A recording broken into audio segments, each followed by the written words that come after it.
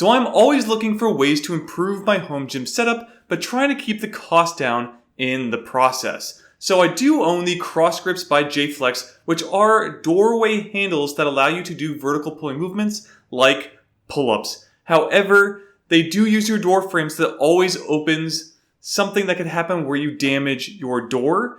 So again, I'm looking for ways to do that where I do have something like a standalone pull-up bar, like base blocks, which make the big bar. But I did find one where it goes on the inside of your frame, comes already pre-assembled for you, and only costs around $40. So here I'm going to talk about the Sportneer pull-up bar.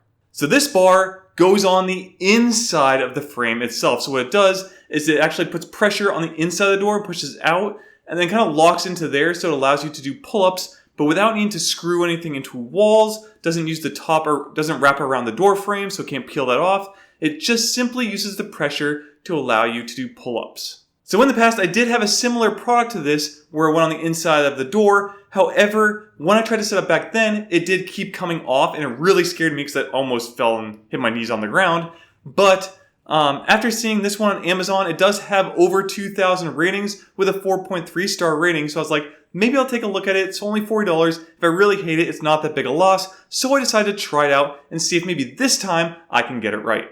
So when you get it shipped to you, the Sportneer does come fully assembled, so you don't have to do anything. It's all ready to go right out of the box, so you can set it up right away.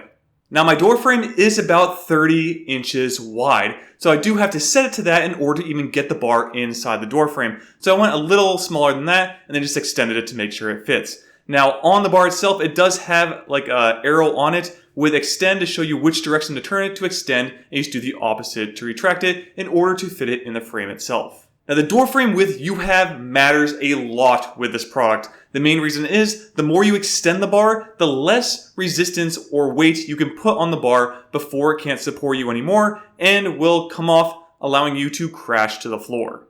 This is a big difference. I couldn't even use this bar without putting weights on, so I couldn't use it at all if I had it fully extended. But with it only being about 30 inches for me, it can support up to about 330 pounds. So that's really, really cool that I can use this bar and I still have some wiggle room before I have to, move on to something else that can support more weight. And do note that there is a exclamation mark on the product if you extend it too far, which means that you basically can't use the product as it's not safe for you to use. So make sure you're not extending it past that mark. If you have to, return it to Amazon. Now this bar only costs $39.99 on Amazon as of shooting this video, at least in the US, so this is pretty awesome. So it is much cheaper than the ones I've had in the past, except for maybe some of like the other wraparound door ones. But for me, this is a good cost for what I've used so far with the product. But with that, I'm going to jump into the pros and cons list, starting off with my pros. So the first pro is the cost of the product, just about $40. This is actually the cheapest bar I currently own, the Cross Grips being about $100, and the big bar from Base Blocks being, I think, around $245. So those are some pretty big price differences for something that's $40 and can hold up to potentially 440 pounds, or in my case, roughly 330. Also, this comes fully assembled. Some of my other products, like the big bar, took me like half an hour to build, so I didn't have to do any of that. I just jumped right into putting it on the door frame. I'm an idiot, and it did take me a little longer than expected to set up, but I was able to kind of figure it out after watching some videos, and now I can do it easily every time. It's really not that hard. I was just dumb and trying to figure it out.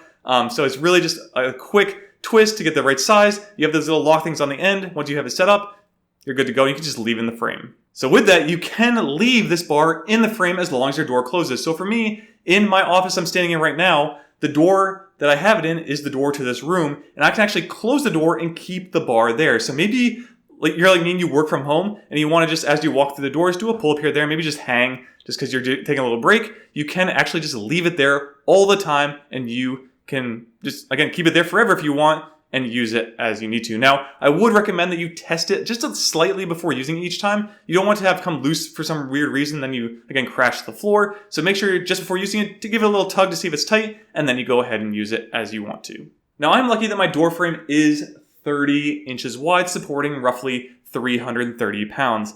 For you, this might not be the case. If you have a door frame that's wider than that, make sure you check that chart, because I don't want you picking this product, putting your door frame, and then realizing that you weigh more than what it can actually support. Which again, if this was fully extended for me, I am over 165 pounds. I'm closer to 200 right now, about 195-ish. So I would actually easily go over that max limit. So make sure you are checking it before you try this out. Now with that, I should be able to put on a backpack with some extra weights. I'm probably going to use my core plates for this, but I should be able to put in some extra weight to progressive overload my pull-ups, which is awesome. I don't have a lot of products I can do this with. The cross grips, yes, they go up to 250 pounds, but I'm not sure how much I really trust that, especially the door frame I have. So I tend to shy away from that a little bit. I put on like 10 or 15 pounds, but I've never really gone more than that. With the big bar, I can definitely put more than that, as that thing can do, I think, like 600 pounds.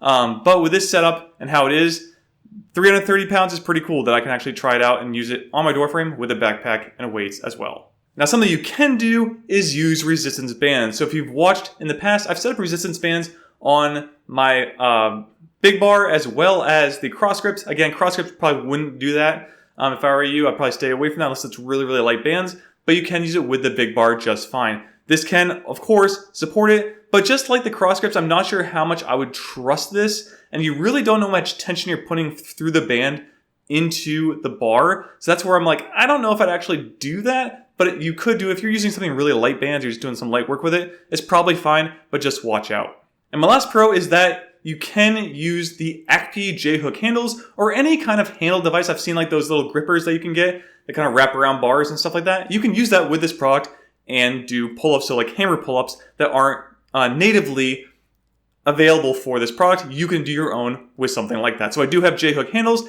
that I use quite regularly to do things like hammer pull-ups, or they do twist a little bit, so you can kind of get a little bit more twist action in them that just feels a little bit better on the arms and back for me overall. So you can use something like that if you'd like to with this product. A little bonus one here is the diameter of the bar is great as well. For me, I am 5'11", have decent sized hands, I'd say, but I can wrap it around just fine. The big bar I have, it does feel too big for my hands to properly fit, but here I actually think they are the perfect size. So my first con is that the material for the bar itself, the handle area at least, is kind of slippery if you have sweaty palms. Normally with me, I have pull-ups somewhere in the beginning of my workout, so it's usually not that big an issue, but you may find it's actually hard to grip the bar if you've been working out beforehand and have very, very sweaty hands. So just watch out for that. I do wish it was more of like a knurled or something like that grip that you could go with. That way you can really grip onto the bar, but this works just fine as long as your hands aren't super sweaty. As mentioned earlier in the video, make sure you're checking your door frame width because I don't want you being more weight than what the actual bar can support based on how wide you have to make it to fit the door frame. Check this beforehand. Make sure that you can actually use this before making any kind of purchase. With this pull-up bar, you really can't do very wide pull-ups. You're actually limited to about 22 inches of grabbable area. I think it's actually slightly less than that. I added in the twist things on the end, but the max you could probably do is about 22 inches. For me, I really don't go super wide with my pull-ups, but if you have this programmed in your home workout, this will become an issue pretty quickly. You will have to move it more towards the shoulder width in order to actually get them, or bring it in closer. Maybe you're doing like supinated pull-ups or chin-ups, then you probably don't have an issue, but if you're going really wide, it's probably not going to work out. Now, even though you can use something like the J-hook handles in order to do hammer pull-ups, there is no option with this that comes with the product itself. You do need some kind of third party, so I did throw this in my cons section, but again, it's pretty cheap to buy those other handles if you're looking to do something like hammer pull-ups. Now, one really big con that is out there, and didn't happen for me, but could have easily, is that you can potentially damage your door with this product if you are not paying attention. Now, for me, there is a seam that was separated before I actually set this up. I checked because I'd actually read some of the comments on the product before buying it, and there are quite a few people in the comment section who, when they use this, when they set up, they extended it into the door frame on the inside too far, so where the pressure was pushing against it, the upper corners where the seam meet was actually separated, and you can clearly see that there's like a crack or a seam created by the force or pressure being put on the inside of the door frame, pushing that out. So make sure that whatever you are setting up, that you are not putting too much pressure on the inside of the door. I know you might want to put a lot of it just to make sure you're not going to fall to the ground, but if you put too much, you could actually damage your door frame, which is what I'm trying to avoid in all of this in the end anyway, so don't be someone who does that. Make sure it's snug, but not so far to where you actually can crack the seam in your door frame. And feel free to jump through the comments of the Amazon page, because there are quite a few people that had this happen. So if you want to see more examples, check there before purchasing. But in all, I actually really think the Sportneer pull-up bar has changed my mind on these pull-up bars. Again, I've just left it there since I set it up on the first day. Haven't taken it down, and it has stood up there very, very well. I even decided to test it out a few times with a backpack with additional 15 pounds. I was able to do it perfectly fine. So again, I have some room to work with, some progressive overload. I do have some issues with grabbing the bar, can be slippery, but otherwise it's been very fun to use so far. It does feel a little awkward in how limited you are with how wide you can go sometimes. I feel like my elbows are kind of like hitting the edge of the door frame, but it's a very minor con for something I feel like is actually a pretty decent product. But even with that, I still feel like one day this thing's gonna fall and I'm just gonna go right onto the ground and like break my knees. It's just one of those fears I might never get over, especially after the first one fell quite a few times. Luckily, I didn't get hurt with the other product, but because of that, I think I just have a bias towards these things now. But it's slowly changing my mind on these products, so we'll see in time if it's able to stay up there and withstand my weight. Just make sure when you go to use it that you use a little pull test before actually handling it. Otherwise, you may come to that fate and break your kneecaps.